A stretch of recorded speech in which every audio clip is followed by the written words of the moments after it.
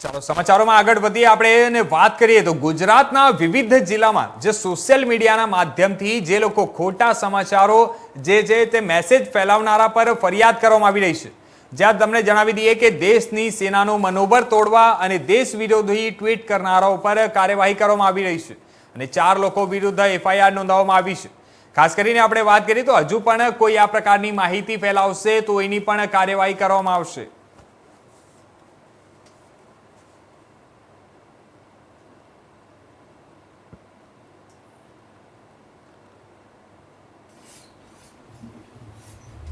ત્યારે ગુજરાતના વિવિધ જિલ્લાઓમાં સોશિયલ મીડિયાની પોસ્ટના માધ્યમથી દેશ વિરોધી અને ખાસ કરીને આપણી ફોર્સનું મનોબળ તોડે તેવી પોસ્ટ કરનાર 4 લોકો પર એફઆઈઆર દાખલ કરવામાં આવી છે। આ પ્રકારની કોઈ બી હરકત એ ગુજરાતમાં ચલાવી લેવામાં આવશે નહીં।